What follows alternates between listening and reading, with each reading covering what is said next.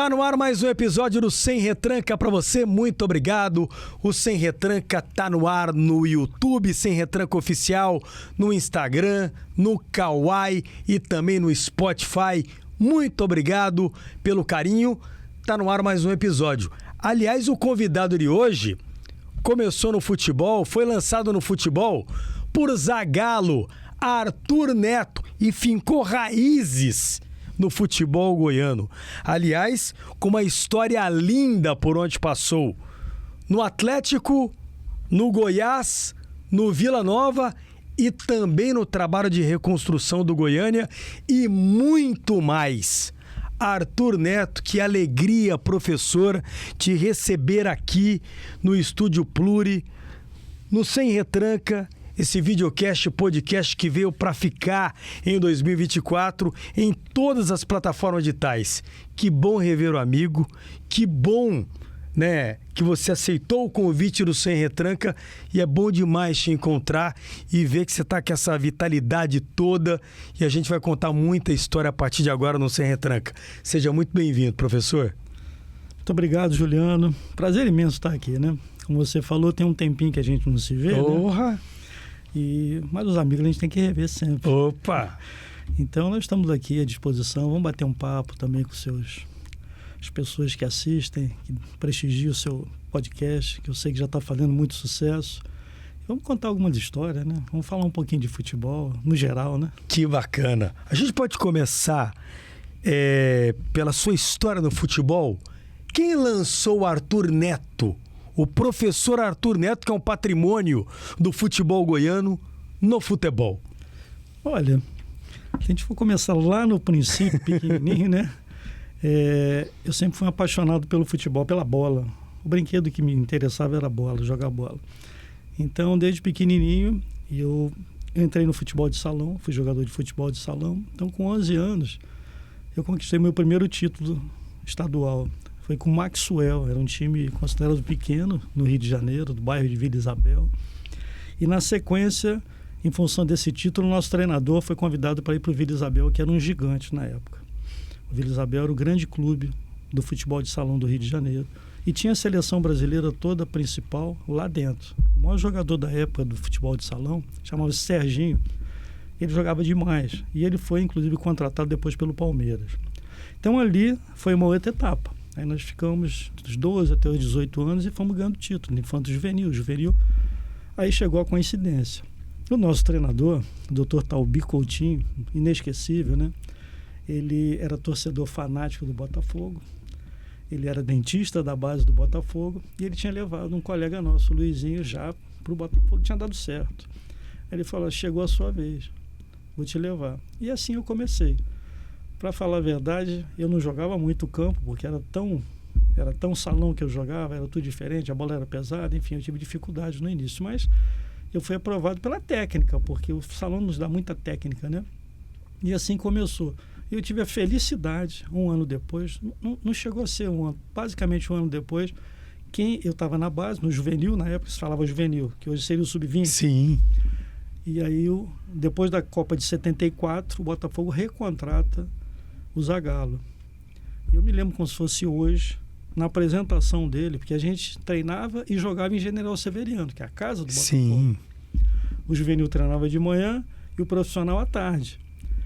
E nós fazíamos alguns jogos em General Severiano. Mas os clássicos eram no Maracanã, na preliminar. Naquele dia que ele se apresentou, eu nunca vi aquele estádio tão cheio. Nós jogamos contra Madureira, Bom Sucesso, São Cristóvão, Campo Grande, tudo que você imaginar. Bangu era ali. Só Flamengo, Fluminense, Vasco e América que era no Maracanã, né? No gigante Maracanã. No gigante. Era no Maracanã de verdade. Isso. Esse aqui não passa nem perto daquele. Não. Até a energia, viu? Já joguei no novo também, já fui lá. Mas quem conviveu com o velho, com o antigo, a energia é diferente. Mas vamos voltar. Naquele dia, a General Severiano encheu, lotou. Falei, gente, parece que nós estamos jogando hoje contra o Flamengo aqui. Fala de uma pessoa. Para você ver a força da pessoa. O Zagallo, naquele dia, ele encheu. E o primeiro treino que ele fez, ele trouxe a base.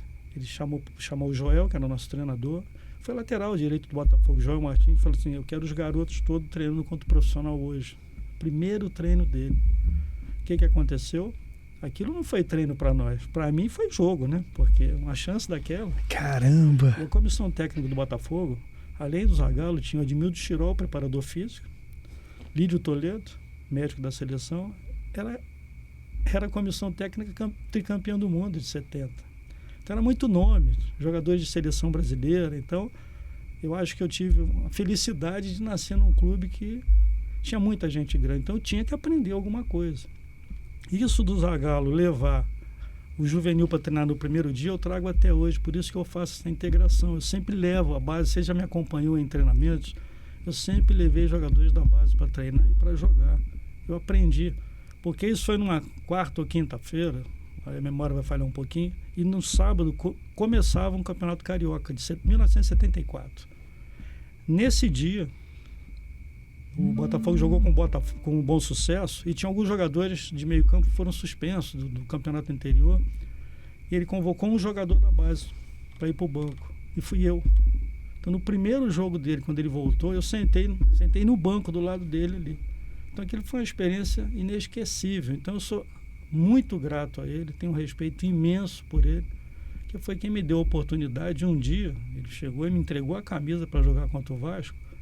A camisa 8 que um dia o Gerson usou, Didi usou, é muita coisa para mim isso.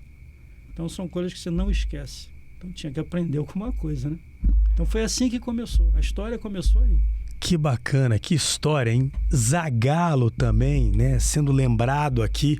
Aliás, fiz grandes entrevistas com o professor Zagallo, que Deus o tenha, né? E me conta uma coisa, Zagallo era diferenciado? Totalmente. Você imagina, a história dele é diferenciada, porque se você for analisar friamente, um ex-jogador que ganhou 2 Copas do Mundo jogando, ele foi o ponta esquerda titular das Copas de 58 e 62. Em 70 ele dirigiu, na minha opinião, desde que eu me entendo, vendo futebol, a maior seleção que eu já vi jogar numa Copa do Mundo. Pode falar o que quiser de outras, mas para mim foi de 70. Ele foi depois tetacampeão sendo coordenador em 94, ao lado do Parreira, e quase que ele ganhou o Penta, porque ele chegou à final em 98 na França. 98. Né? Foi vice-campeão. Ele é diferenciado em tudo, no tratamento, uma pessoa que, com aquilo tudo que ele tinha, era muito simples lidar com ele. Então, eu só posso admirar demais e agradecer muito, porque aquilo é um exemplo para mim. Que bacana. Professor Arthur Neto no papo conosco no Sem Retranca, disponível para você no YouTube. Te inscreva no canal, aproveita para deixar o seu like, ative o sininho. Você é bem-vindo aqui, você é bem-vindo aqui e desde já muito obrigado. Professor Arthur Neto, me conta uma coisa. O senhor tem uma história linda no futebol goiano. A gente vai começar do Atlético. Conquista 2007 de campeonato goiano, e eu me lembro do Adson falar o seguinte, aquela foi a conquista mais saborosa, foi o rastro, foi a abertura de muita coisa. 2009 teve acesso para a Série A e Campeonato Brasileiro. Me fale um pouquinho do Atlético na vida do Arthur Neto. Muito importante, porque foi quem me abriu as portas aqui no futebol goiano. O Adson chegou em final de 2005, praticamente uma semana depois ele me convidou, porque ele foi meu atleta. E aí nós começamos um trabalho para 2006. O Atlético vinha de uma subida de segunda divisão, porque ele disputou a segunda divisão estadual em 2005. Subiu. Sim. E aí nós começamos a preparar a equipe em 2006. Fizemos uma pré-temporada em Umas, todos os dias indo para lá. Era tudo muito difícil. As pessoas hoje não fazem ideia. Hoje você vê o Atlético, é maravilhoso. Jogar lá, treinar lá. Você vai no CT do Atlético, não falta nada. Agora, só eu e ele talvez saibamos quantos nãos nós recebemos naquela época. O não era para montar uma equipe, porque as pessoas não queriam vir. Era muito difícil de se montar essa equipe. Nós tivemos também a sorte, porque o Valdivino tinha aquele contato com o pessoal do Brasiliense, e aí nós fizemos uma base do Brasiliense. Pituca, Robson, Dida, Jairo, enfim, aquele pessoal todo, Gerson, né? Então assim se começou. E aí nós conseguimos, no primeiro ano, fazer um campeonato excelente, só que nós não ganhamos o campeonato. E o futebol, você precisa conquistar. Bate na trave, fica aquele sabor muito amargo, né? A coisa não funciona. E aí se tentou de novo em 2007. Só que em 2007 veio a conquista. Foi muito suado, muito difícil, mas, como você falou, foi muito saboroso. Porque marcou e eu concordo com o Adson. Eu acho que aquela conquista abriu os caminhos do Atlético. Porque na dificuldade que havia, o Atlético quase fechou as portas um pouco antes. Vocês são daqui, sabem melhor do que eu. A situação foi dificílima, estava para ser vendido para virar um shopping e por aí fora. O estádio praticamente não existia, né? Sim. Nós jogávamos à tarde todos os jogos, 3 horas da tarde, porque não tinha refletor. Enquanto os outros times jogavam à noite, na quarta-feira, a gente jogava 3 horas da tarde. Mas essas dificuldades, elas não impediram com que a gente chegasse, que nós fizéssemos essa história. Então, para mim, o Atlético foi muito importante. Aquele título de 2007 é inesquecível, não só para mim, mas para o Atlético também. E a partir daí as coisas foram acontecendo. E depois teve aquele acesso em 2009, que em 2006 era impensável você achar que o Atlético subiria. Não é verdade? Nossa! O Atlético não tinha série, gente. O Atlético era sem série quando nós chegamos aqui. Não tinha série. O Atlético estava 18 anos para 19, sem um título, sem Campeonato Brasileiro, sem Copa do Brasil, não tinha nada. E com o vice-campeonato de 2006, ganhou a Copa do Brasil e entrou na Série C, que é o que existia na época. Né? Naquela época só tinha essas 3 séries. E aí tudo foi começando. E quando chegou em 2009, que nós chegamos na primeira divisão, foi quase que um sonho. E aconteceu. Então, para mim foi muito, muito importante. E agora a gente retorna e vê o clube totalmente modificado. Quer dizer, eu fiquei muito tempo sem ir no Atlético, né? Eu passei muitas vezes lá, mas fiquei muito tempo. O estádio, como está, o CT do profissional, tudo assim, um motivo de muito orgulho para o clube, porque mudou e mudou muito para melhor. O senhor fala que mudou muito e mudou para melhor. O que era o Atlético antes e o que é o Atlético hoje? Se formos falar em nível de estrutura, o Atlético não tinha basicamente nada. Vão achar que é brincadeira minha, mas o Adson chegou a despachar debaixo de uma árvore lá. Perguntem para ele. Sabe? É verdadeiro isso aí. A coisa não era fácil. A gente tinha dificuldade de treinamento, de tudo assim. Mas nada impediu. Acho que houve uma união também de forças, de as pessoas quererem realmente. Tive um time também que jogou um futebol maravilhoso. Eu acho que uma coisa que me dá muito orgulho quando se fala em Atlético é que eu lembro que a torcida estava muito afastada por tudo que vinha acontecendo, pela história recente, né? O descaso. Tudo. E aí nós implantamos uma forma de jogar que ela era baseada no quê? Naquilo que eu aprendi na minha vida. Eu tive escola. Então eu aprendi a jogar em time grande, a time que jogava para ganhar, em time que partia para cima do adversário, que botava a bola no chão. Era assim que foi feito. E o Atlético, sem aquela estrutura, enfrentou todo mundo que tinha que enfrentar, ganhando, perdendo ou empatando, jogava dessa forma, dentro e fora de casa. Aquilo marcou a época. Então aquilo se construiu, e com isso o torcedor ele começou a chegar. Eu lembro muito bem que no primeiro ano eu cansei de dar entrevista na porta do ônibus, saindo do Acioli ali. Eles saíam do alambrado. Isso. Não é? Na porta do ônibus. Não tinha nada de sala de imprensa, nem som. Não, saiu do alambrado para o ônibus. E o torcedor, você dava entrevista, ele estava do seu lado. Isso, falando acompanhando. Acompanhando.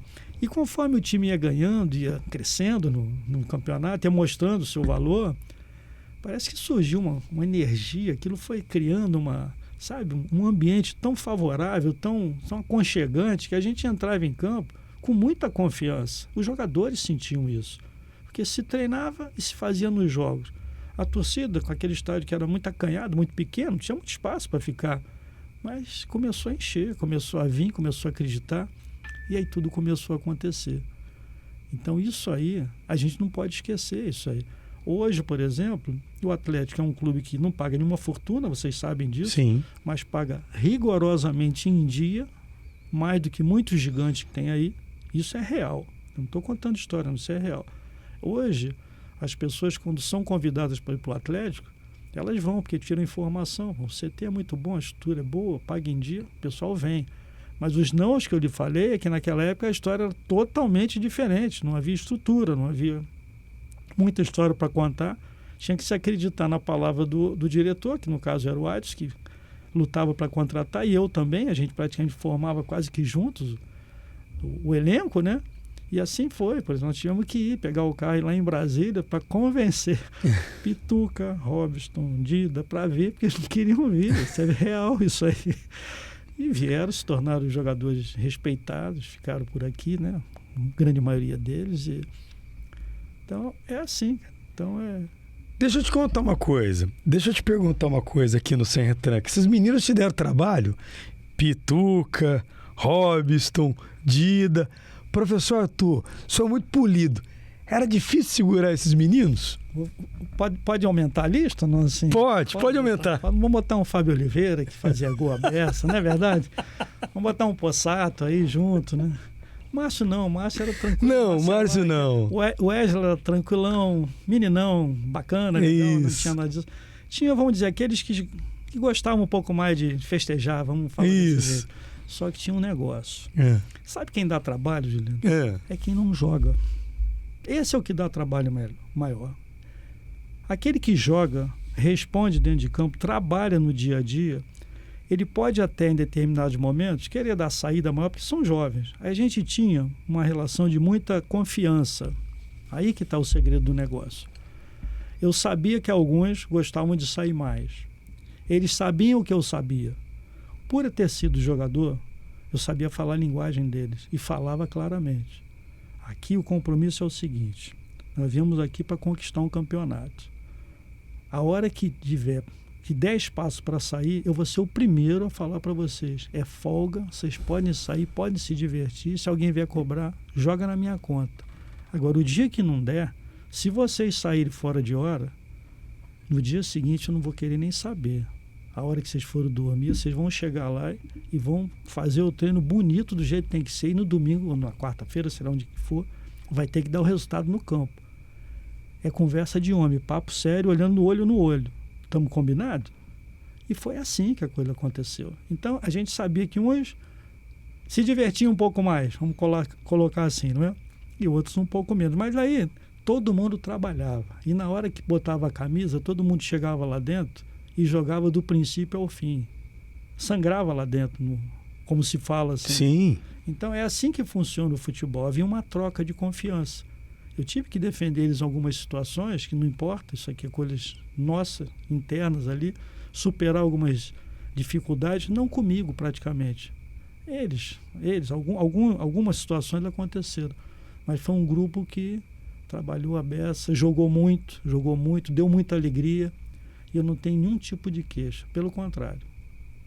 É assim que a gente... E eu esqueci do Anailson também, que era bem na dele também, né? Quieto demais, né? Nossa, esse era muito quieto. Quieto demais, pequeno, e tinha um futebol enorme de gigante. Gigante, né? Futebol gigante. Pois é. Inclusive na decisão, né?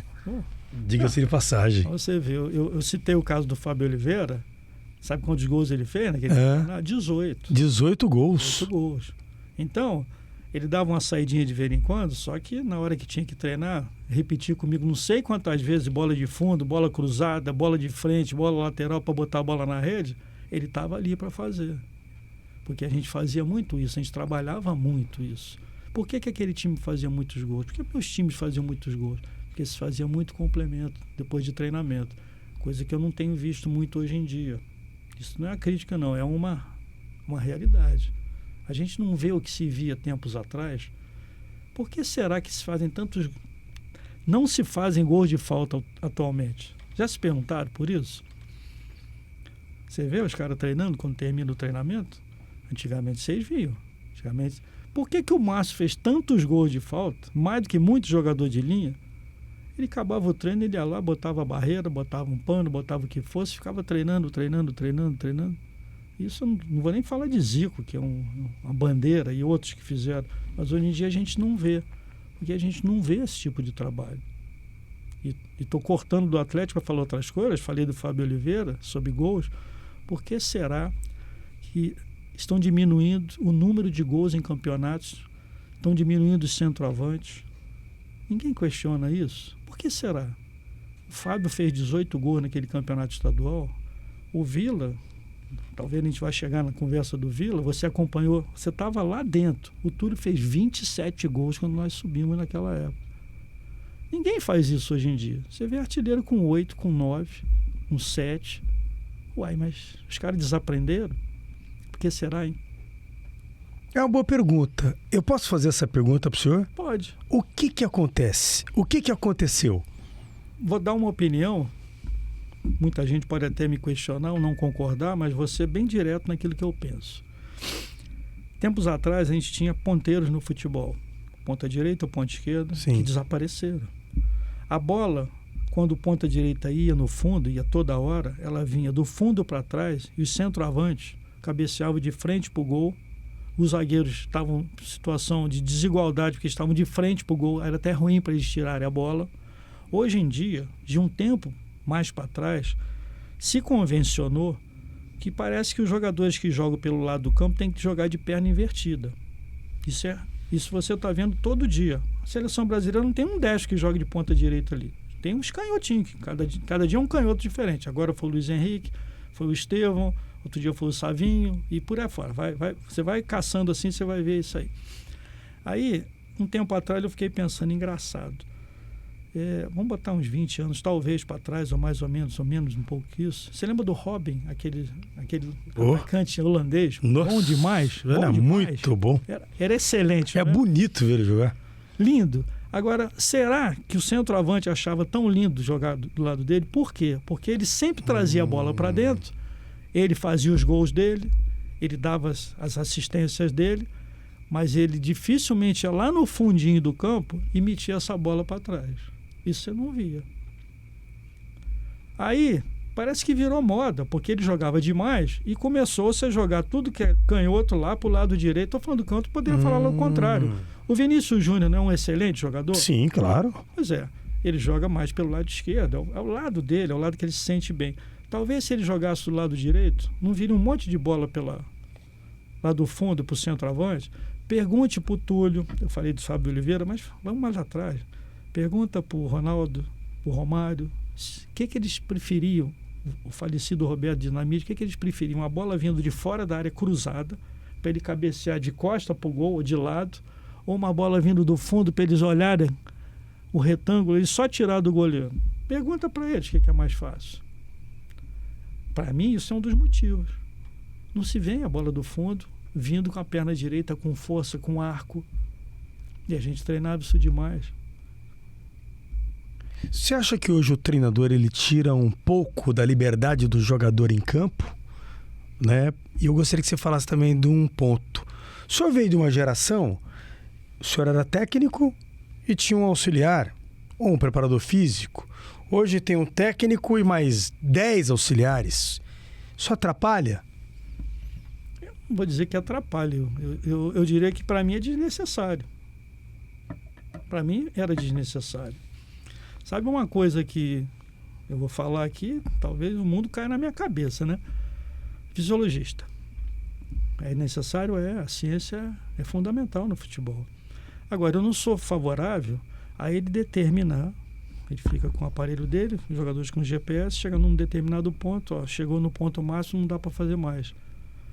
Aí o treinador tem que parar o treino ou não dar o complemento que eu citei agora. E aí é o que eu não concordo. Não, porque que antigamente não tinha nada disso e a gente treinava o mesmo tempo e no final ficava se fazendo o complemento de cruzamento, de finalizações. Isso estou falando para os atacantes, como fariam também dos zagueiros. O trabalho já teve isso tudo. Não teve isso tudo. O trabalho não tem isso tudo, principalmente a nível de finalização. Isso eu questiono mesmo. Eu acho que é necessário terminar-se um treinamento. Então, respondendo a sua pergunta, eu acho que é desnecessário tanta gente assim em comissões técnicas. Eu não vejo essa necessidade, sinceramente, porque no final das contas quem menos trabalha é o treinador, então tem tanto auxiliar, o que ele vai fazer? Eu sempre fui um treinador que gostava de efetuar o treinamento. Você sabe disso? Sim. Fazia isso. Eu tinha o capitão, que era um cara, um ex-jogador, um ótimo ex-jogador. Sim. Um cara que sabia do futebol, me ajudava demais. Era eu e ele, um preparador físico. Tudo bem, evoluiu, tem que ter mais algum? Tem que ter mais algum. Tem outras funções que hoje em dia existem, mas eu acho que é um número excessivo. Só isso. A impressão que a gente tem é que às vezes até o fisiologista ele acaba escalando, né? Ó, fulano não pode. Como é que fica o treinador numa dessas? Eu acho que aí é que eu não concordo. Porque chega no momento que o treinador às vezes pensa em fazer alguma coisa e chega um recado que não dá para fazer mais. Mas ele pensava em fazer outra coisa. Ô Juliano, você tem muitos anos de bola, eu também. Quantas vezes você já viu um treinador ser chamado de burro no campo? Porque o jogador perdeu um gol, porque o goleiro falhou. Você já viu algum fisiologista ser xingado de burro? Não. Pois é. Mas o treinador teve que parar o treino dele, mas ninguém lembrou disso no dia do jogo. Ninguém lembra disso. Então, isso eu questionava. Tem que se respeitar? Tem que se respeitar. Mas um pouquinho não vai matar o jogador. Um pouquinho não vai fazer com que ele se machuque. O jogador bater um determinado número de faltas depois do treinamento, não é possível que isso aí tenha que ser proibido no caso. Senão o Márcio não ia fazer gol nunca. Vocês acham que o Zico fazia gol daquele jeito porque ele fazia isso todos os dias? Olha, eu convivi com um cara que falta batida com força foi o maior que eu vi em toda a minha vida. Chama-se Nelinho. Eu fiquei 2 anos no Cruzeiro. Eu convivi com o Nelinho demais. O Nelinho, ele faria o treinamento dele normal. Não era nem um cara que se dedicava tanto assim. Eu estou dizendo assim, não é que ele não dedicava, mas ele treinava, fazia o treinamento dele. Mas depois, saía todo mundo, ele ficava ali batendo falta, todo mundo ia embora e ele ficava. Era uma, era duas, é só pancada, só pancada. A batida do Nelinho, quanto mais longe, mais efeito dava. E ela caía dentro do gol. E era cada porrada. Nossa Senhora. Você sabe que ele chutou uma bola fora do Mineirão. Exatamente. Essa é a história. Não, sensacional. Ele batia. Aquilo era treinamento, gente. Hoje, talvez ele fosse proibido. Ia chegar um recado, não, olha, já atingiu um ponto aqui, você não pode mais fazer. Ué, você ia tirar o que ele tinha de melhor? O que ele tinha de melhor era isso. O Nelinho batia na bola como poucos batiam. Então, isso eu questiono. Por isso que eu disse, o mundo vai cair na minha cabeça, mas é uma opinião minha, pessoal.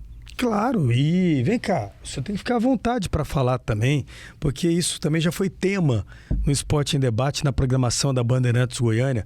Antes não tinha nada disso, né? Mas todo mundo estava em campo, estava jogando, estava rendendo, estava entregando, estava se doando. Hoje não, hoje tem o CK, né? Então hoje o fisiologista... O professor Arthur Neto não está falando que ele é contra, não tem nada disso. Ele está colocando o ponto de vista dele e a gente respeita, né? O Sem Retranca é plural, né? E a gente respeita a opinião de quem tem tanta história no futebol goiano, e não só história, uma história linda, riquíssima por onde ele passou, no Atlético, no Vila, no Goiás, no trabalho de reconstrução também na equipe do Goiânia. Não é à toa que foi lançado no futebol pelo Zagallo e está batendo papo conosco aqui no Sem Retranca. E é importante também a gente ter esse contraponto. É muito importante. Como é que o senhor vê os estrangeiros hoje no futebol brasileiro? A ascensão dos técnicos estrangeiros no futebol brasileiro. O que tem acontecido com os nossos treinadores hoje, na opinião do professor Arthur Neto? Deixa eu só completar o que eu deixei para trás ali. Hoje em dia existe também muitos jogos, né? Você joga a todo momento. A toda hora você está jogando. Exatamente. Então o número de treinamentos diminui. Isso atrapalha também.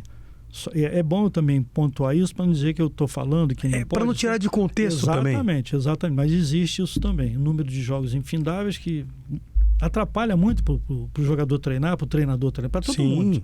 E por isso que existem tantas contusões assim também. Olha, a questão dos estrangeiros. O que eu posso falar?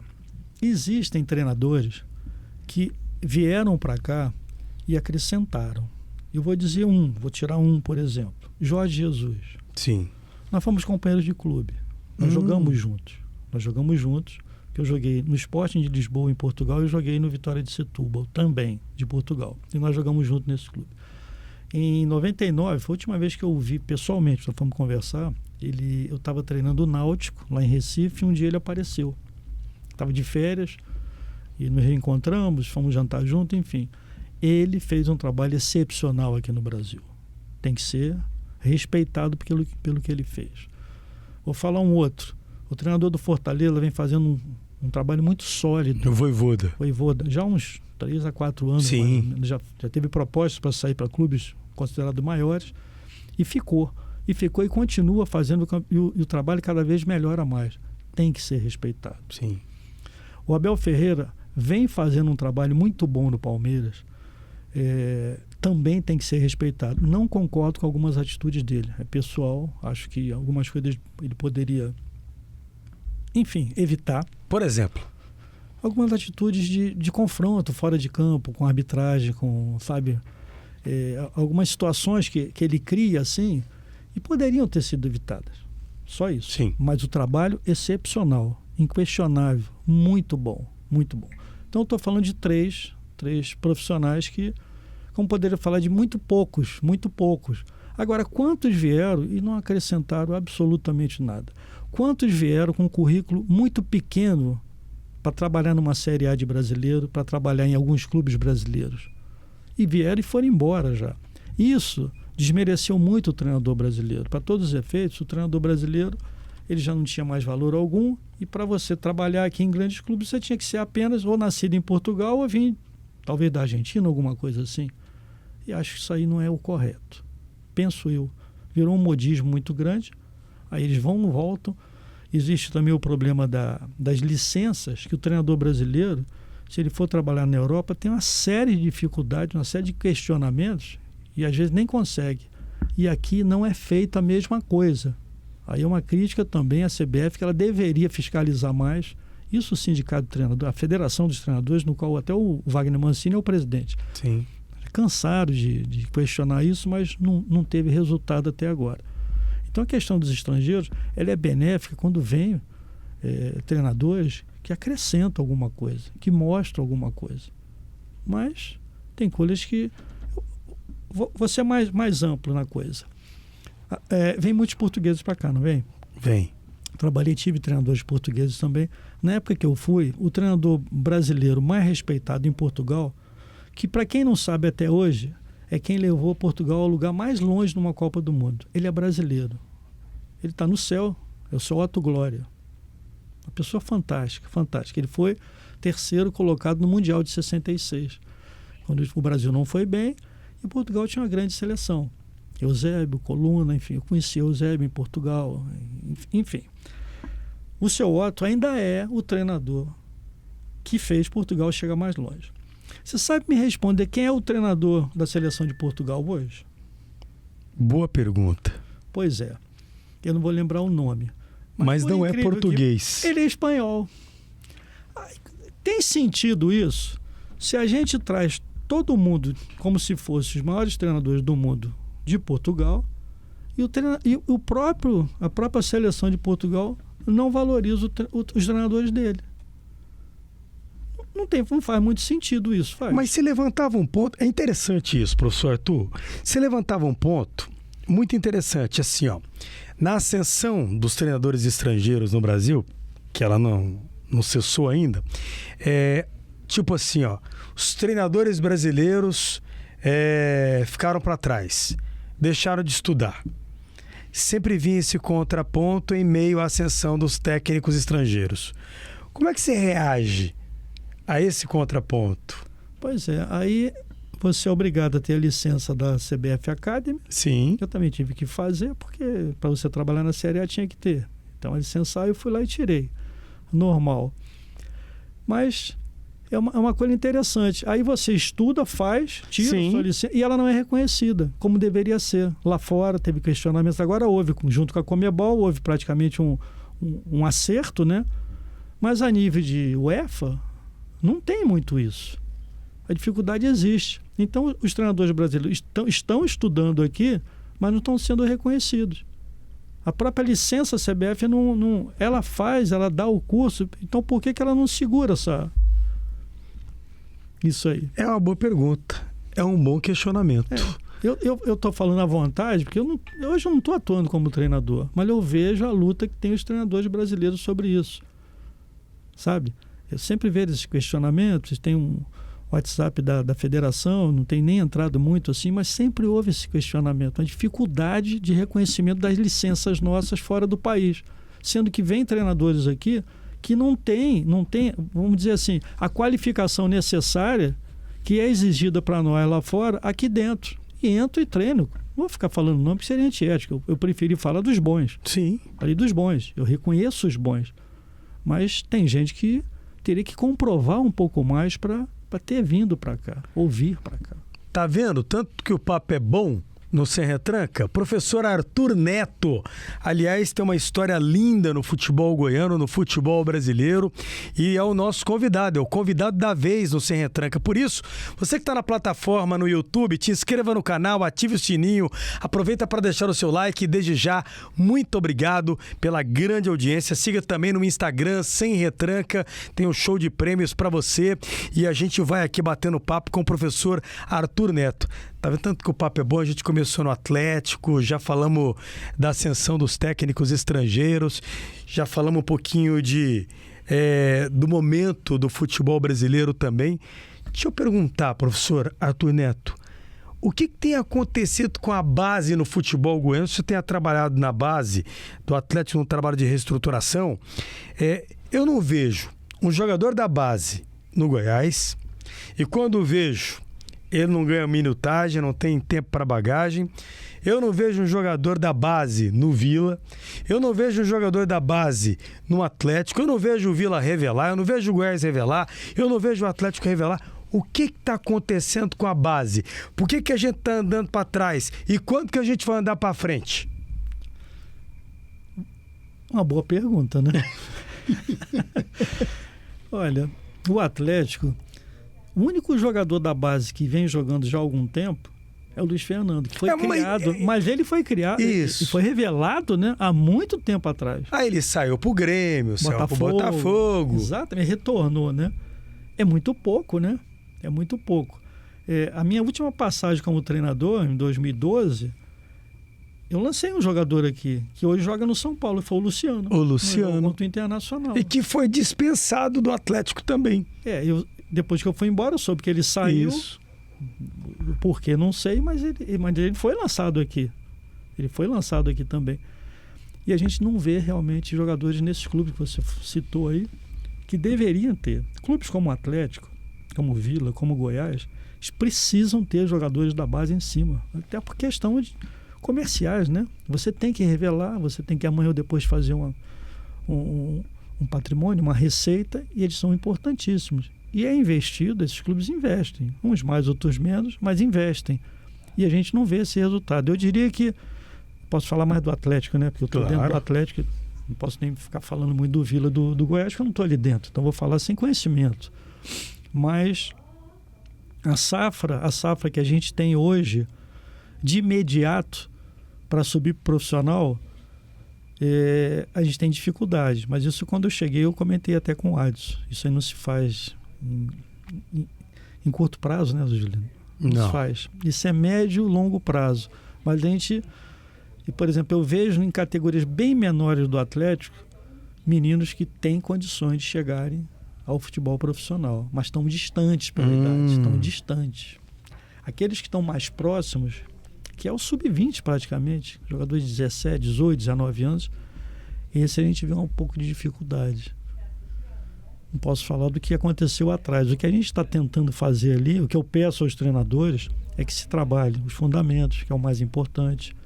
É que você trabalhe o DNA do clube, para que eles entendam que o clube tem que jogar dessa forma. Isso é uma coisa que eu peço aos treinadores. Tem que jogar como Atlético. Não pode jogar com medo, não pode jogar diferente do que foi criado. Porque senão vai fugir aquilo ali. É isso que eu peço para eles. E jogadores que joguem futebol. Tem que jogar futebol, não tem que ter medo de jogar futebol. A técnica tem que ter sempre à frente de tudo. Hoje em dia a gente sabe que a parte física, ela cresceu demais. A gente sabe disso. Igualou muito também. Igualou muito. Que um jogador hoje muito dotado fisicamente, ele atrapalha um jogador tecnicamente. Ainda mais de marcação, tiver que marcar. Agora, se esse jogador técnico tiver igual fisicamente, ele vai ter que sobressair. Então a técnica sempre vai estar à frente. Sempre vai estar. Eu vou falar um negócio aqui também, opinião minha. Hoje em dia você vê muito treinamento curto, reduzido, que veio da Europa, aqueles quadradinhos que as pessoas fazem. Muito isso. Eu acho que isso inibe muito aquilo que a gente tem de melhor, que o brasileiro sempre teve de melhor. A irreverência, a improvisação, o drible. Isso nós sempre tivemos. Por que a gente exporta jogadores assim? Porque eles têm essa condição de fazer diferente. E a gente, na base, se a gente ficar trabalhando só dessa forma, e a mecânica, vamos dizer assim, você vai tolir um pouco a liberdade. O jogador jovem ele tem que ter liberdade para criar, para jogar, para tentar jogadas, para driblar. É isso que... Porque o que desequilibra um jogo não é todo mundo tocar certinho. Vai empatar o jogo se todo mundo fizer tudo igual. Mas se você tiver alguém que faça um pouco diferente, você sai na frente. Quando o seu time está muito bem marcado, outro time todo fechado, não dá espaço para nada, às vezes só o passe não é suficiente. Tem uma hora que você tem que ter uma luz maior, uma qualidade maior, um desequilíbrio de um drible para quebrar uma marcação, que aí você obriga outro a vir na sua frente, aí você falha a jogada acontecer. Acho que isso está faltando. O conceito está invertido? Pode estar. E isso de tirar a capacidade do jogador, driblar, né, de ficar à vontade num treino, né, de ter que seguir uma, como é que eu posso colocar? Não uma regra, mas uma filosofia, né? Olha, Juliano, a responsabilidade de jogo ela é coletiva, todo mundo tem que ter a responsabilidade, tanto é que você dá funções e cada um tem que cumprir na sua função. Claro. Mas tem que haver a liberdade de criatividade. E os jogadores melhores tecnicamente, ele tem que ter mais essa liberdade, esse espaço para jogar. Antes, nós fomos um país que nós cansamos de criar meias, mas meias espetaculares, maravilhosas, assim, que desequilibravam qualquer jogo. Os meias estão desaparecendo do futebol. E por quê? Porque se convencionou muito que os volantes são jogadores mais marcadores. Sim. E eles têm esse poder de marcação maior do que qualquer meia. Em compensação, os meias fazem o que os volantes não conseguem fazer, que é ter uma luz melhor, um desequilíbrio melhor, uma bola enfiada de 40 metros, uma bola enfiada no meio de uma defesa. Isso o volante poucos sabem fazer, mas os meias sabem fazer muito bem. Mas aí se obrigou de uns tempos para cá ao meia jogar como volante. E foi desaparecendo, ou seja, o volante tem que pegar, tem que marcar, e tem que soltar a bola, às vezes mais curta. O meia, que era o jogador brilhante, aquele que pegava a bola e fazia o diferente, ela tem que marcar igualzinho o volante hoje. A maioria pede isso. Não adianta que ele não vai conseguir fazer as duas coisas totalmente bem. Ele vai fazer o mais ou menos. Ou seja, está se fazendo meia jogar como volante. E aí ele não consegue ser meia. É isso. É muito simples isso aí. É só você pegar. Você pega chuta um volante qualquer que seja marcador, qualquer um que você acha que marque, pode ser do passado, qualquer jogador que você acha que era um grande volante marcador, um cara que pegava. Aí você pegava um meia na frente dele, você pega um Zico, por exemplo, que é um nome. Sim. Adianta você pegar e falar assim, Zico, você vai ter que marcar que nem o volante? Ou você vai tirar o que ele tem de melhor? Não, o volante tem que correr um pouco mais sem a bola para recuperar, entrega ela para ele, que aí ele vai fazer 3 vezes mais do que o volante não sabe fazer. Ele vai clarear, ele vai entrar na área, ele vai driblar, ele vai colocar os caras na cara do gol, ele vai fazer o gol. E assim vai.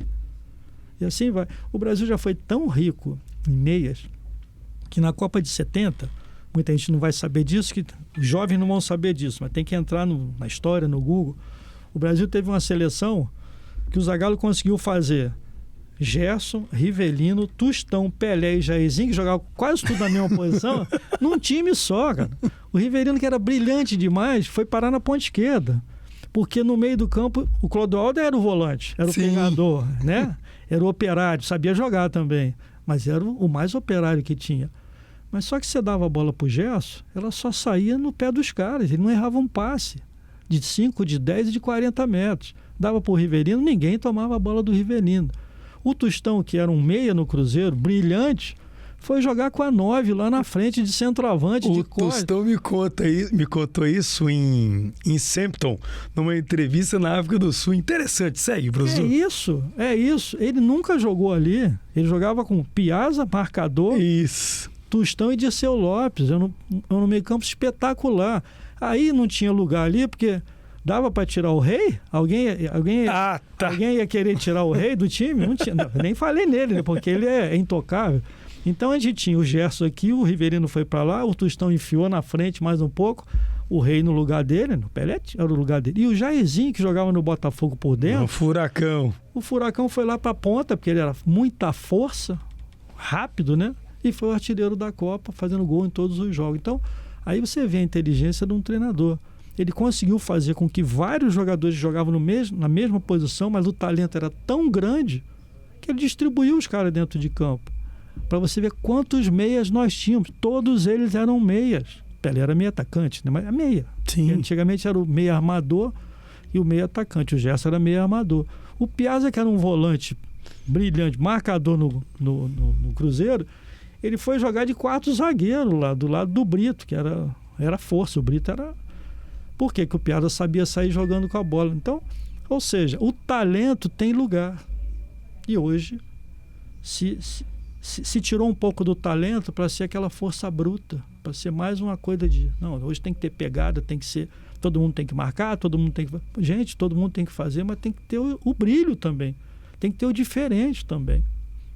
Interessante, hein? Professor Arthur Neto conosco no Sem Retranca. Falamos de Atlético, futebol brasileiro, o momento, a base. Vamos mudar de endereço agora no Sem Retranca? Longe já, vamos lá. A gente vai para o Vila agora. E no Vila você teve conquistas também. Aliás, na cobertura do Vila, um perrengue naquela competição em nível nacional, no Campeonato Brasileiro. Eis que surge e que desembarca no Anésio Brasileiro Varenga, no alto do setor universitário, um profissional que eu sempre considero que ele tem uma luz própria, uma luz única e tem estrela. E muita estrela. E aí ele chega, o Vila dá uma derrapada, aí lá naquele interior de São Paulo, aquele jogo, poxa, mas precisava ser desse jeito. Aí você vai 4-3 e por aí vai. E consegue a ascensão do Vila. E ele tinha um grande padrinho dentro do Vila Nova, já eu quero contar essa história. E a sua passagem no Vila também marcada por conquistas? Olha, eu diria que tudo para mim é inesquecível. Por isso que eu digo, eu sou tão grato às equipes que eu passei, quando a gente conquista, e a gente divide isso aí dentro do coração, porque é verdadeiro isso, sabe? Então, cada um tem uma história diferente, cada clube tem uma história diferente, um momento diferente. Eu me lembro muito bem que eu estava em casa, o Vila tinha passado bem a primeira fase do campeonato, classificou acho que na frente. Isso. E aí veio a segunda fase, eram 4 aí clubes. Começou a derrapar. Aí ele perdeu para o Guarani e perdeu aqui dentro para o Craque, no Serra Dourada.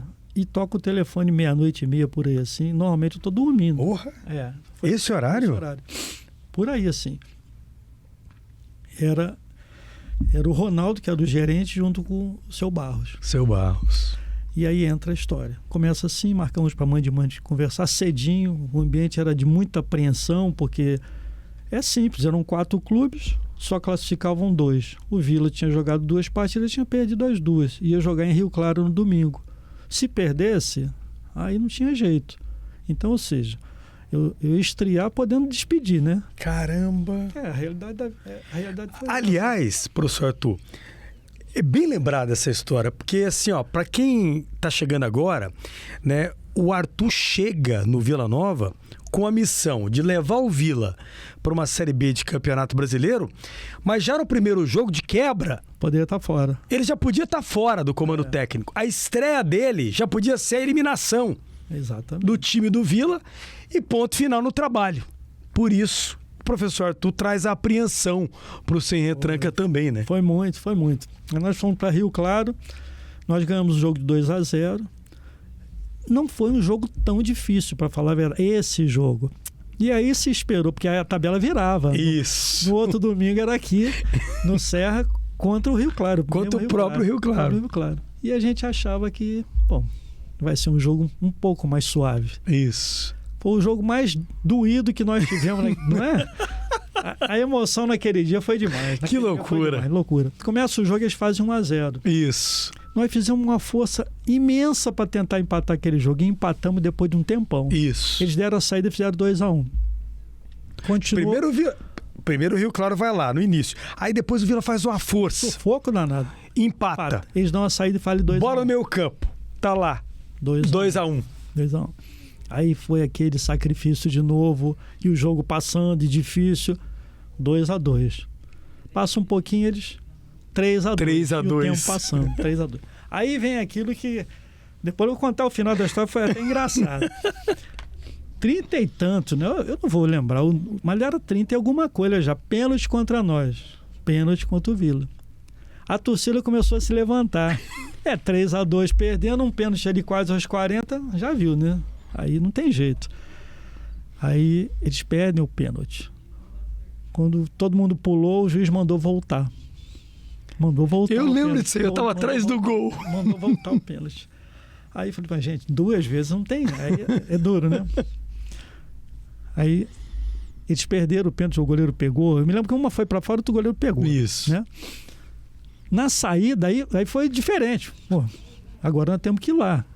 Nós fomos e empatamos, mas já passava dos 40, empatamos, mas foi um sufoco danado. 2 pênaltis perdidos, perdendo de 3-2, é quase inacreditável. Aí nós empatamos. Alguns torcedores que estavam descendo não viram esse gol. Isso. E voltaram. Alguns correndo. já deixaram já tinham deixado o Serra. Até que no final, aí foi o empate foi de pênalti, com o Túlio, se não me engano.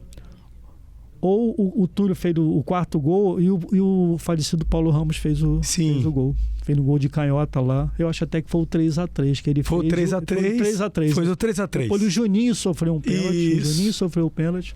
E o Túlio se apresenta para a batida. Com a frieza, né? Nossa, frio. Preocupado, né? Preocupado. O mundo ia desabar. O mundo ia desabar. Ele vai pro pênalti. Tranquilo. Ajeitando a bola. Assim. Gente, e assim... E todo mundo numa apreensão também no estádio, né? A imprensa, por aí vai. Que loucura foi aquele jogo. E sabe o que aconteceu quando terminou aquele jogo? Nós descemos pro vestiário, né? Aquela festa, não sei o que, 4-3, mas foi doído demais. Tinha uma roda dentro do vestiário, eu lembro que estava assim. Eu cheguei, estava o seu Barros, estava o capitão, o Fabrício, preparador físico. Tinha mais alguém, tinha uns 4 ou 5, vocês viram, estava ali. Eu sei que na hora... Ele começou a cumprimentar o pessoal assim, e eu estava do lado dele. E ele chegou e pensou assim, rapaz, cadê o Arthur? Que eu não estou vendo ele aqui. De tão emocionado que ele estava, ele não me viu do lado dele. Caramba, o Barros? Eu estava do lado dele e não conseguia ver. Todo mundo começou a dar risada, né? Porque, pô, você não está vendo? Aí eu dei uma cutucada nele, ô, presidente, estou aqui. Para você ver a emoção que foi. Foi um dos jogos assim mais emocionantes que eu participei, foi aquele 4-3. Pelo grau de dificuldade, pelo enredo, o que se apresentou o jogo.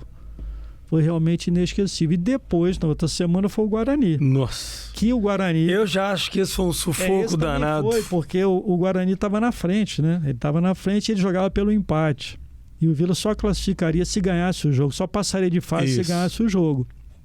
E aí... o 0-0 e o Guarani não queria jogo de jeito nenhum, não saía lá de trás. O treinador foi um contemporâneo meu, colega de clube, tá no céu também, um cara espetacular, o Carbone, nós jogamos junto no Botafogo. Nesse Botafogo, o Carbone estava lá. Caramba! Carbone era um dos jogadores do Botafogo. O Botafogo tinha muitos jogadores assim, inclusive de seleção brasileira, ele era um deles. E aí... quase 40, esse eu posso falar, eram uns quase 40. Era 38 alguma coisa assim. Foi beirando os 40 um bico. Já. Aí o Túlio ele faz o que ele não fazia, ele vai buscar uma bola no meio, normalmente ele não fazia, né? Ele toca pro Alex Oliveira. Isso. Que devolve para ele na entrada da área e aí ele coloca no canto. No cantinho. No canto, quer dizer, outro jogo também para extravasar. E tirar o estresse. A partir dali não, a partir dali a coisa foi andando, foi uma coisa ao natural, vamos dizer assim, lógico que com dificuldades. Por exemplo, nós perdemos um jogo aqui pro Atlético antes de ir para Bahia, que nos deixou numa situação muito difícil. Sim. Eu lembro desse jogo. Pois é, nós perdemos aqui, acho que foi 3-2, se não me engano, e o Vinícius não foi muito bem naquele jogo. O goleiro. Revelado em 2005 na Copa São Paulo da categoria. Exatamente. Da casa, esse negócio todo. Estava inseguro no jogo. Ele foi inseguro no jogo e não foi feliz, vamos dizer assim. Eu lembro que nós viajamos, isso foi numa quinta-noite, nós viajamos sexta de manhã para Salvador, 2 dias antes. E eu conversei muito com ele lá na concentração, porque ele tinha que jogar e ele estava batido. que a gente não contava. A gente vinha numa sequência boa, a gente não contava com aquela derrota. Mas o futebol é assim. Sim. E é um clássico. Qualquer um dos dois podia ter ganho. E o Atlético ganhou. E nós fomos jogar contra o Bahia. Naquele jogo, o Bahia jogava pelo título, se ganhasse. Estava entupido de gente a Fonte Nova, 3 trio elétricos. Nós demoramos um montão para entrar no campo, porque não tinha espaço para entrar, né? Um monte de trio elétrico para tudo que é lado, uma festa daquela. E esse jogo também marca uma grande tragédia que aconteceu no futebol brasileiro. Eu ia te perguntar, mas pela sensibilidade que o senhor tem, eu sabia que você ia tocar nesse assunto. Porque assim, no momento que acontece aquele desastre na Fonte Nova, eu me lembro do recado do Charlie, para tudo. Para tudo, vai para o hospital, porque o assunto é lá. Foi terrível. A gente teve uma queda, né, na arquibancada da Fonte Nova, antiga Fonte Nova. Do lado contrário dos bancos de reserva. Do lado contrário, do lado oposto. Exatamente. Né? E aí a arquibancada acabou cedendo.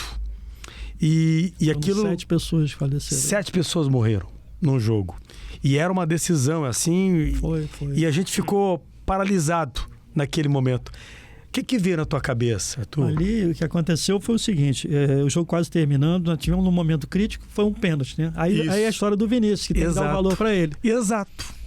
Estava 0-0, pênalti contra nós, e foi no momento que a gente estava bem no jogo. Nós sofremos o pênalti, o Nonato foi bater e o Vinícius pegou. Exatamente. Então aquele menino que saiu aqui... Inseguro. Farol baixo. Exatamente. Ele chegou lá e se recuperou. Mas o futebol é isso. É por isso, eu sempre falo, o treinador tem que aprender a lidar com o jogador. Não é só em preleção, não é só em treinamento. Ele tem que saber usar a concentração. Seja em hotel, seja no clube. A concentração é muito importante, você trazer os jogadores para você e conversar com eles. É um tempo que é muito útil para o treinador. Eu sempre bati muito nisso. Eu usava muita concentração para pegar jogadores de setores. Quando você ia jogar com determinados times que tinham jogadores importantes do outro lado, pegar 2 zagueiros ou o pessoal de meio campo, trazer e falar, olha, é assim, assim, assim, assim. Aproveitar esse tempo. E o Vinícius foram 2 dias a gente conversando com ele. 2 dias. Passando confiança, mostrando para ele que o que aconteceu faz parte do futebol. E a chance que ele tinha era o outro jogo que era muito importante. Esquecer, aquele jogo já passou. Vamos pensar adiante. E graças a Deus chegou no dia. Ele foi lá e pegou o pênalti. Então ele foi responsável por aquela bola não ter entrado. 0-0. Não foi perdido, foi defendido o pênalti. Sim. O que acontece? O jogo para perto dos 40 também. Para mais ou menos. A gente não sabia. Nós dentro do campo não sabíamos o que era aquilo. Não tinha dimensão de tudo. Não sabia. Apenas, olha, parou. Mandaram parar. Porque não dava para se ver. Você não tinha visão lá de cima. Né? Você via aquela correria lá em cima, do outro lado. Era gente demais. Estádio completamente tomado. Estava muito cheio. A gente não sabia o que era. Sabe quando nós tomamos conhecimento disso? Porque depois voltou o jogo voltou até o final. O Bahia, quando sentiu, porque depois do pênalti o Vila cresceu e nós começamos a incomodar. Teve uma bola que o Túlio quase marcou. Aí eles começaram a sentir a pressão. Aí eles começaram a parar de... Eles se retraíram. E o Vila começou a ir para o jogo com mais facilidade. Quando houve aquela queda, o jogo parou. Aí quando voltou, ficou aquele jogo assim de... Ninguém saía, porque faltavam poucos minutos para acabar. Sim. O empate dava ao Bahia o acesso. Não dava o título, mas dava o acesso. E para o Vila era quase que o acesso, porque o último jogo era aqui contra o Nacional de Patos, que a gente tinha enfiado 5 lá. Isso. Sendo que nesses 5 o Túlio fez 4. E foi o gol 800 dele. Exatamente. Lembra disso? Teve uma festa lá na churrascaria. Foi. Que eu não me lembro o nome, mas o gol 800. Tem até fotos disso aí. Deu camisa, tem umas camisas do 800. O patrocinador dele foi bacana demais. E a gente sabia que aquele empate era o acesso. É lógico, futebol tudo pode acontecer, mas a confiança que o time estava, dificilmente ia deixar de acontecer. Então o 0-0 dava. Então o final do jogo foi aquele jogo que ninguém ia, né? Eles querendo um empate porque subiam, iam ter que jogar fora o último jogo, mas garantia o acesso. E o Vila sabia que chegava aqui no Serra Dourada, a gente já falhou o serviço. Demorou-se muito dentro do vestiário para sair. Quando nós saímos, o ônibus, não sei se você lembra, a Fonte Nova antiga, o ônibus encostava na porta do vestiário. Não é? Exato. Na portinha, você ficava pertinho assim e entrava. Era um passo, você estava no ônibus. Exatamente. Quando nós começamos a sair, o ônibus começou querer sair, veio um oficial da polícia, da PM, e pediu para abrir a porta. Ele entrou, se identificou, eu sou o tenente assim, eu comando aqui o policiamento. Eu vou pedir para vocês um pouco de compreensão, de paciência, porque houve uma tragédia aqui. Aí ele falou para a gente, tem 7 corpos ali, estendidos na calçada, que eles caíram ali. O pessoal está fazendo o trabalho de perícia, aquilo tudo ali, é onde vocês vão ter que passar, vocês vão ter que aguardar um pouco, não sei o quê. E a gente tinha notado que o trio elétrico acabou, silêncio total no estádio. Tudo aquilo que tinha de barulho antes já não existia mais. Então foi uma coisa assim extremamente desagradável, né? Porque ninguém pode ficar insensível numa situação como essa, né? E isso aconteceu, foi marcado. Então foi o último jogo da antiga Fonte Nova, né? Sim. Depois disso, eles pararam e fizeram a reforma para a Copa do Mundo, né? Então, quer dizer, teve essa marca também, infelizmente. E depois veio o jogo final aqui, que aí foi o jogo do Nacional. Nós ganhamos de 3-0 aqui dentro e o serviço foi feito. Selou. Né? O que era desespero, angústia, apreensão no Oba, né? Acabou selando com volta para a Série B do Campeonato Brasileiro. Deixa eu te contar uma coisa que você não sabe. O Barros, uma vez, ele chegou, ele precisava de férias, estava muito estressado, o Vila caiu e acho que Aruanã acabou tendo um acidente. O Barros teve que tirar um dedo, amputar um dedo. E estresse do Vila, muita cobrança do torcedor. E aí o Barros nem entrou na sala de imprensa, mas ele deu uma entrevista no programa chamado Toque de Primeira, na 730, antiga Rádio K. Falava assim, ó: eu caí com o Vila para a Série C e eu vou voltar o Vila para a Série B. Eu vou deixar o Vila onde eu peguei. Eu vou entregar o Vila na Série B do Campeonato Brasileiro. Foi uma promessa que o Barros fez. Eu tenho essa entrevista gravada até hoje. E no alto do estresse dele, acabou, acho que por um acidente que teve, o carro saiu um pouquinho da pista e ele perdeu um dedo. E eu me lembro do Barros revelar isso. Eu falei: o que foi, presidente? Tá com o dedo? Não, isso é o Vila que faz, né? Ele chegou sempre muito espirituoso, muito educado comigo. Aliás, um beijo pro Barros, pra família do Barros, pros filhos do Barros. Barros, um grande presidente do Vila, da história do Vila, né? Então, assim, e a gente precisa aprender a valorizar as pessoas. E o Barros tinha em você um grande profissional. E quando eu falei mais cedo aqui no Sem Retranca, o grande padrinho do Arthur no Vila foi o seu Carlos Alberto Barros. É verdade isso. Tudo que você está falando é verdadeiro. E eu vou contar o que você não sabe também. Ele falava isso pra gente, que era uma tristeza dele, porque ele é torcedor fanático do Vila, e o Vila caiu com ele. E ele tinha que, de qualquer ponto de honra para ele, trazer o Vila de volta. Isso foi um dos artifícios que ele usou, inclusive, para que eu aceitasse a proposta, que a proposta realmente era muito arriscada, né? Muito arriscada. E eu comprei com ele e fomos juntos. Nesse dia na Bahia, antes do jogo, eu sempre dava a minha preleção no hotel. E ele chegou para mim e falou assim: Arthur, eu posso falar 1 minuto com os jogadores? Que ele sabia que eu sempre, nas minhas preleções, ninguém nunca se manifestava. Era uma coisa até muito rápida minha, muito profissional e muito técnica. Eu batia muito naquilo que ia acontecer no jogo e fazia parte também psicológica. Aí eu falei assim: não, você pode ficar à vontade. Ele, nesse dia, ele falou para todos sobre isso e ele chorou nessa preleção. Caramba. De emoção. Porque para ele, até emociona assim quando a gente fala, porque era muito importante. Aquele jogo era chave em função daquilo que tinha acontecido antes. A gente tinha perdido aquele jogo do Atlético e se a gente perde ali, a gente poderia perder a chance de subir. Então era um jogo que a gente não poderia perder de forma alguma.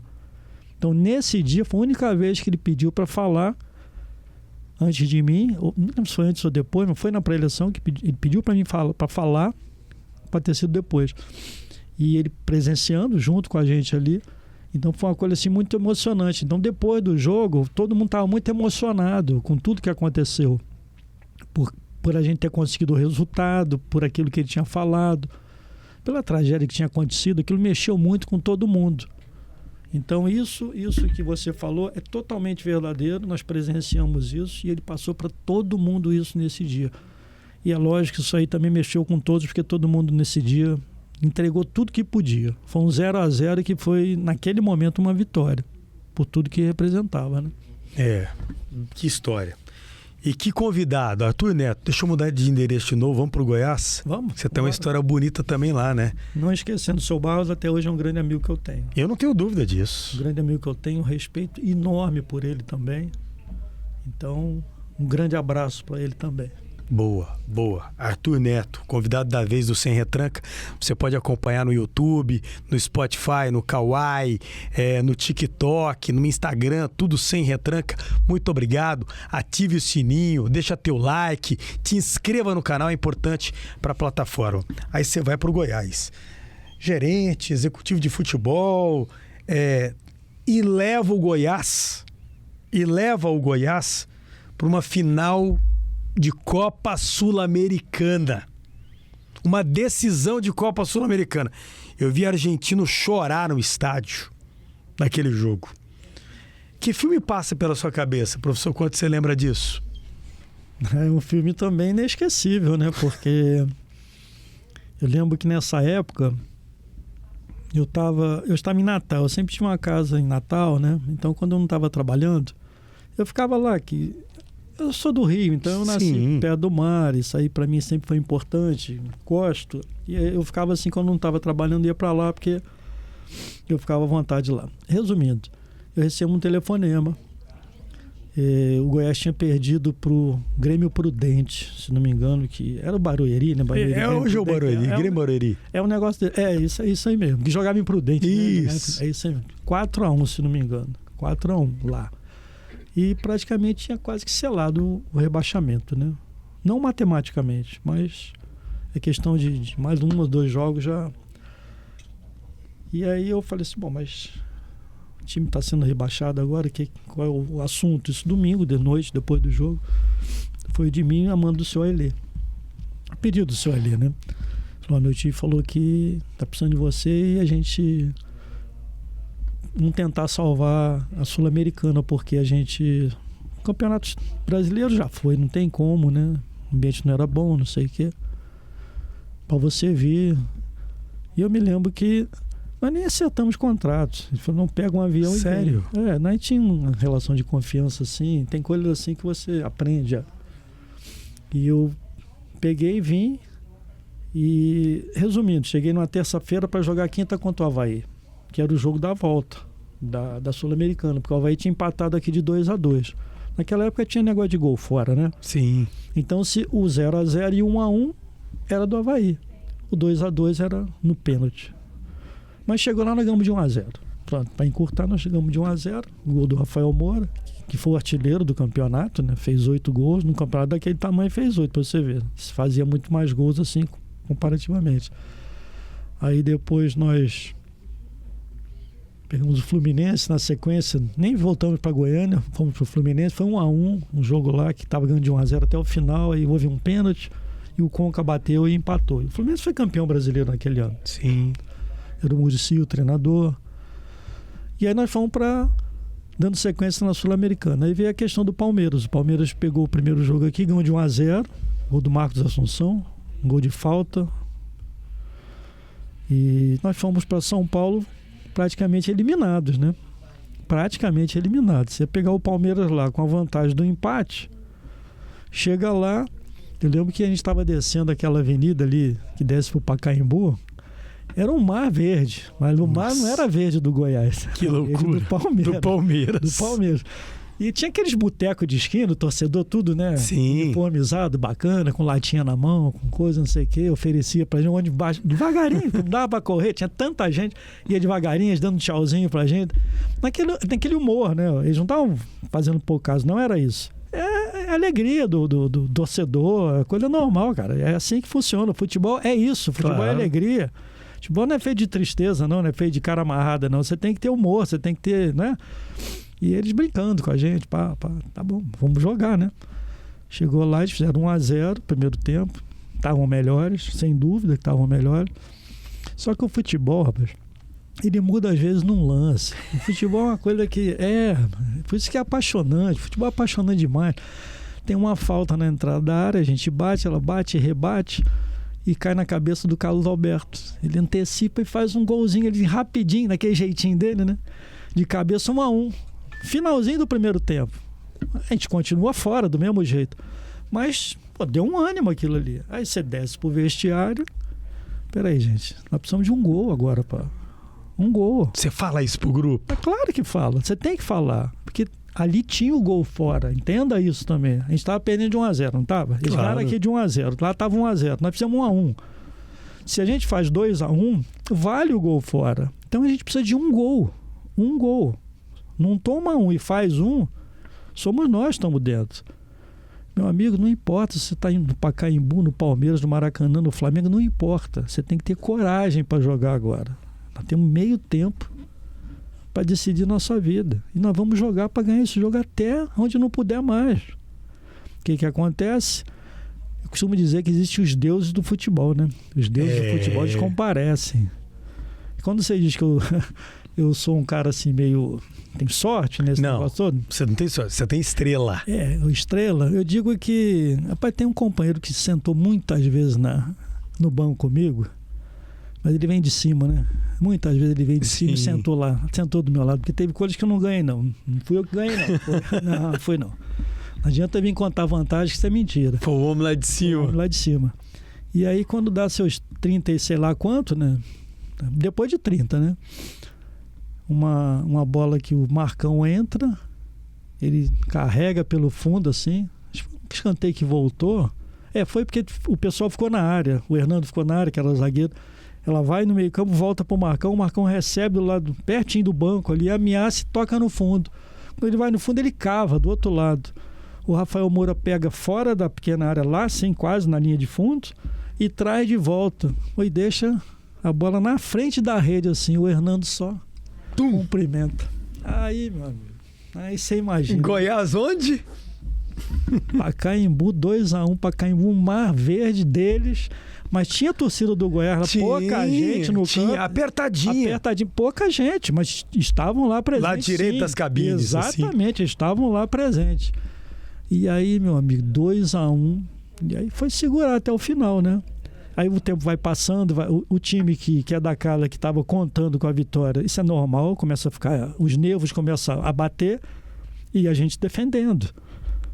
E aí acaba o jogo, né? Aí você vê no dia seguinte, a gente vê muitas imagens de as pessoas chorando, o torcedor. Até viralizou o negócio do menino, não sei se você lembra, um menininho. Sim. Gente, a gente fica com pena. Foi em rede nacional isso. A criança. Mas é isso mesmo. Naquele dia foi ele, outro dia pode ter sido a gente, não é? Assim que funciona.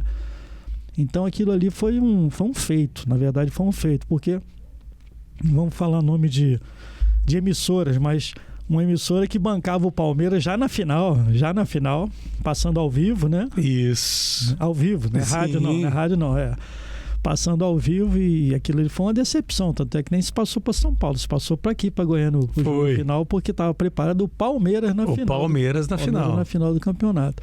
E aí foi o Goiás. O que acontece na Argentina? Bom, o que acontece na Argentina é que nós fizemos o primeiro jogo aqui, ganhamos de 2-0. Era para ter feito mais algum gol. Era para ter feito mais, né? Você ficou frustrado com isso? Claro que fiquei. A gente fica, claro que fica. Era para ter feito mais, não fizemos. Mas é assim mesmo, o time ganhou e só fez 2. Parece pouco, né? Parece pouco. Não, é muito. Se numa final de campeonato você faria 2, é muito, não é pouco. Mas a circunstância do jogo, eles tiveram um jogador expulso também, então estava tudo assim mais apropriado para a gente tentar fazer mais um gol, concluir, mas matar o jogo no primeiro, mas não aconteceu. A bola não quis entrar mais, entraram os 2. Os jogadores fizeram o que podiam fazer, o que dava para fazer, eles fizeram. Chega na Argentina, aí o antijogo pega tudo, né? Aí foi muita coisa que aconteceu.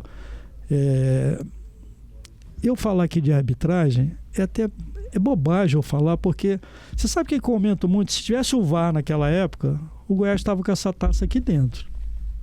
Em qual lance? Nós tivemos 2 gols anulados. Sim. Pelo menos um validaria.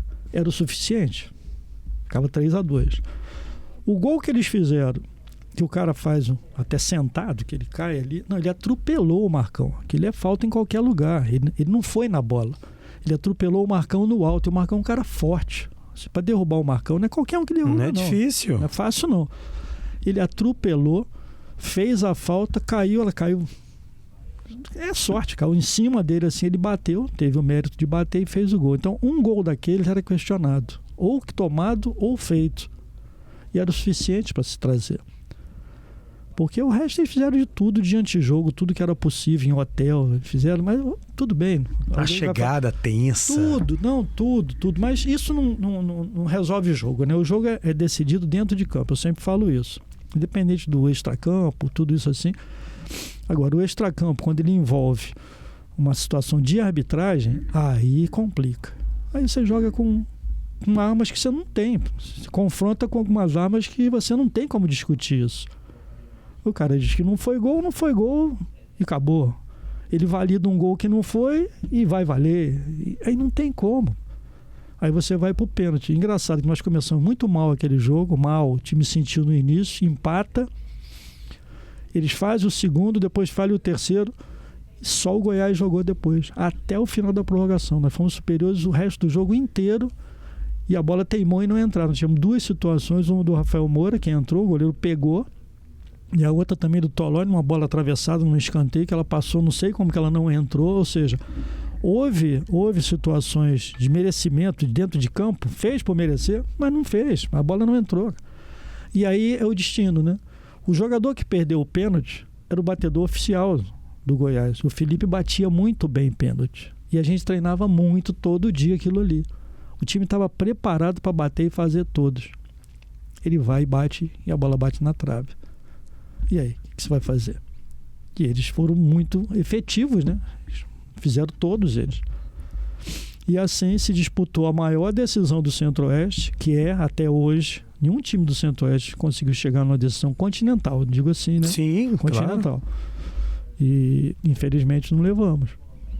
Infelizmente, o Goiás, naquele dia, não conseguiu. Foi uma frustração geral para todo mundo. Para mim, sem dúvida nenhuma. Eu lembro muito bem do senhor Arley, que está no céu também. Ele sempre falava que ele só queria morrer depois que o Goiás ganhasse um grande título. Ele falava isso. Ele podia ir embora. Aquele foi o grande título que o Goiás tinha que ter ganho. Tinha que ter sido.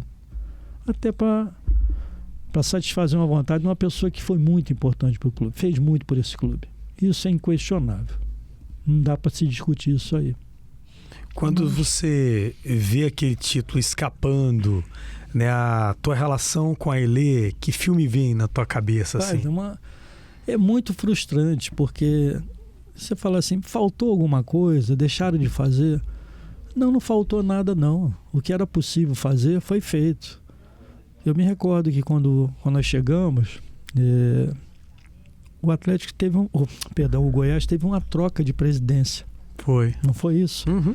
E o senhor, ele que era o presidente do Conselho Deliberativo, ele assumiu como presidente executivo porque era um momento até de dificuldade, até em questões financeiras do clube na época. Ele teve que atuar, ele mesmo, avalizando muitas coisas, colocando em dia alguns pagamentos. Isso tudo é real, isso tudo aconteceu. Então, por isso que eu digo, foi feito... O que era possível foi feito. O que era possível foi feito. Mas o futebol tem isso, cara. Futebol, o dia que a coisa não acontece é por um detalhe, por um lance, por uma situação. O futebol brasileiro até hoje fala da seleção de 82, que praticou um futebol muito bonito realmente, e ficou fora no jogo contra a Itália, que até hoje as pessoas não entendem, mas ficou fora. E aí, vai mudar? Você vai mudar? Você não muda. Tem histórias que não mudam. Tem grandes jogadores que... O Zico, por exemplo, um jogador fenomenal. Na minha época, que eu joguei, que tive dentro, que vi, foi o jogador mais brilhante que eu vi assim. Vamos falar de Pelé, de pessoal assim. Naquela época, o mais brilhante. Ele não foi campeão mundial. Ele merecia mais do que tudo ser campeão mundial. Com certeza. Pelo seu talento, pela sua pessoa que é. O Zico merecia ser campeão mundial. E não foi. Não conseguiu ser. Bem lembrado. E que história. Aí a gente deixa o Goiás, vai pro Goiânia, você tem um trabalho de reconstrução. E eu vou finalizar o seguinte: lá você leva o Goiânia numa reta de chegada de campeonato também. O Goiânia ele tinha ficado muitos anos na divisão de acesso, que na verdade é a segunda divisão. E aí ele sobe naquele ano, com todas as dificuldades do mundo, todo mundo apontava ele como bate e volta, né? Ele ia subir, mas ia descer de volta, né? Todo mundo falava isso. Favoritaço para cair. E aí se consegue chegar na semifinal. Pegou o Goiás, não teve condições de passar, o Goiás era melhor, tinha mais time, vamos falar a realidade, mas para um clube que estava fadado a cair de novo, se chegar numa semifinal, acho que foi uma coisa muito importante, né? E você como você falou, finalizando, então eu digo que eu tenho assim muito orgulho de ter pertencido a esses clubes e ter feito alguma coisa dentro desses clubes, né? E ter a memória de vocês, o reconhecimento de vocês. O legado que você deixou em cada um. É isso que a gente fala. Eu, por exemplo, comentava antes contigo, eu gosto de contar histórias, né? No meu Facebook eu conto histórias, eu falo essas coisas. E eu falo que aqui em Goiás é o estado que eu mais fui premiado. Eu fui mais reconhecido pela imprensa, e tem prêmios em vários outros estados também, mas aqui foi o número maior que eu tive de premiações, de reconhecimentos, e eu sou muito grato por isso.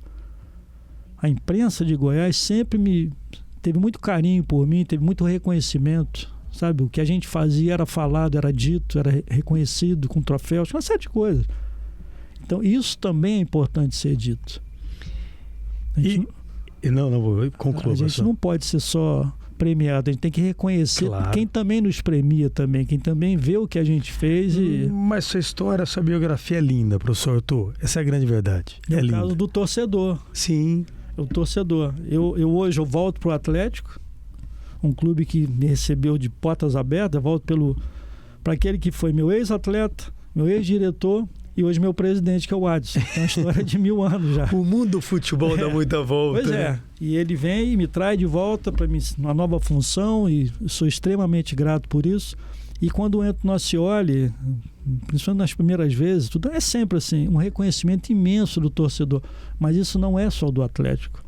Isso eu vejo quando cruzo com torcedores do Vila Nova, do Goiás. As pessoas falam comigo e falam com respeito. Então isso aí, não tem dinheiro que pague isso aí não, viu, Juliano? Louco. Isso aí está fora de contrato, isso aí. Deixa eu só voltar numa coisa. Como é que foi trabalhar com o Arley? Atleta, profissional, pessoa? Eu não tive problema com ele, não. Não tive problema com ele. Dentro de campo esquece, assim?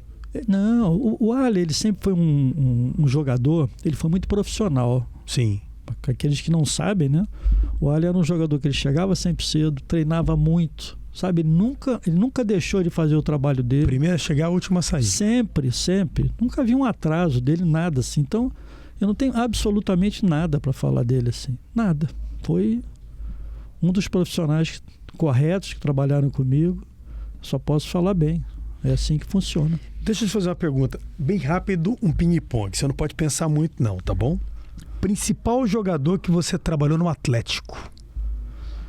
Rapaz, o Atlético teve muitos. Só pode um, tá? Você não pode falar um 11, não. Vamos colocar assim o mais brilhante, vamos dizer assim.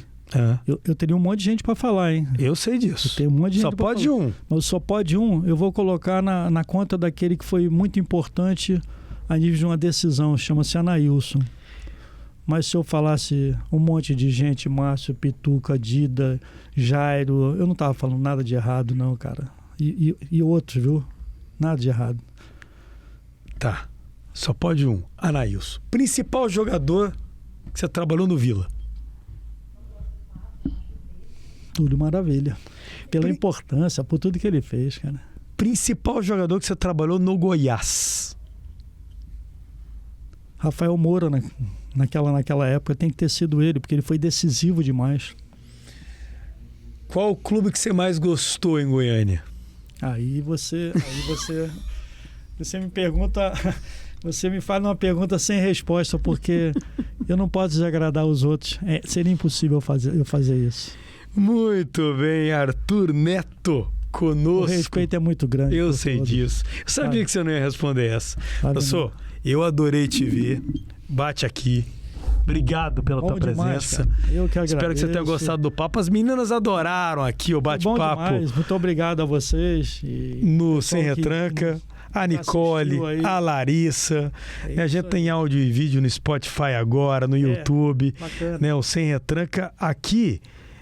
O apresentador até pode, mas o convidado nunca fica na retranca. Foi bom demais te ver, foi bom demais te receber aqui no Sem Retranca da Bandeirantes. Grande abraço e que volte mais vezes, professor. Muito obrigado, Juliano. Para mim foi uma experiência maravilhosa, muito bom te rever também. Bater esse papo, né, de tão bom, tão legal, dos clubes que a gente já passou, já conviveu aqui, de pessoas que nós convivemos, e muito obrigado. E obrigado a todos aqueles que me deram a oportunidade de estar aqui falando sobre esse trabalho aqui. Eu que agradeço. Arthur Neto, o convidado da vez no Sem Retranca, em mais um episódio para você. Gente, aqui deu!